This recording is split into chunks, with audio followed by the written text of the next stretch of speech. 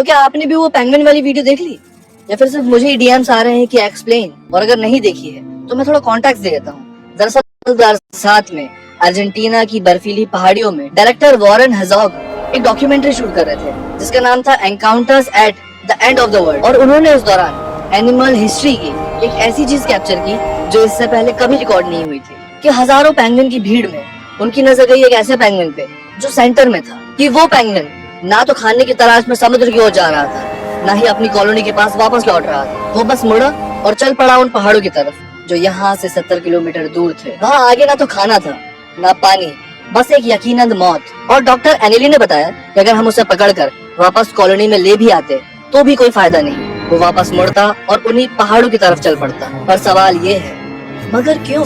देखो, ये एक ओपन एंडेड क्वेश्चन है, इसके हजारों परम्यूटेशन कॉम्बिनेशन सही आंसर हो सकते हैं। मैं साइकोलॉजी से संबंधित हूँ तो मैं उसके अकॉर्डिंग अपना आंसर दूंगा, पर मैं चाहूंगा कि आप लोग भी अपनी राय कमेंट सेक्शन में बताओ कि वो इन पहाड़ों पे जा क्यों रहा था, क्योंकि आपका ओपिनियन भी सही हो सकता है। दरअसल 1920 में सिगमंड फ्रॉइड ने किताब लिखी थी बियॉन्ड द प्लेजर प्रिंसिपल। इस किताब में उन्होंने ह्यूमन बिहेवियर को दो अपोजिट फोर्सेस में डिवाइड किया था। पहली होती है इरोस, द लाइफ इंस्टिंक्ट। ये वो फोर्स होती है जो हमें जिंदा रखती है, रिप्रोडक्शन और सर्वाइवल के लिए पुश करती है। और दूसरी होती है थैनाटोस, द डेथ ड्राइव, और ये दूसरी ज्यादा डेंजरस है।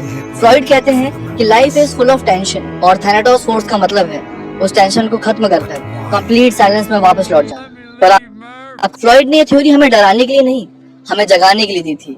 ये थ्योरी ये साबित करती है कि जिंदा रहना कोई कोइंसिडेंट नहीं है, ये एक अचीवमेंट है। कि हर सुबह जब आप उठते हो और थैनाटोस फोर्स की आवाज को इग्नोर करके आप काम पर जाते हो, तो आप नेचर की सबसे बड़ी फोर्स को हरा रहे होते हो। उस पेंगुइन के पास शायद कॉन्शियसनेस नहीं थी, इसलिए थैनाटोस फोर्स वहां जीत गई, पर आपके पास है। लाइफ मुश्किल है, 100% सही, बट वो स्ट्रगल्स ही एक ऐसी चीज है जो आपकी लाइफ को और रोमांचक और खूबसूरत बनाने की हैसियत रखते हैं। तो उस साइलेंस को मत चुनो, उस शोर को चुनो, उस लाइफ को चुनो।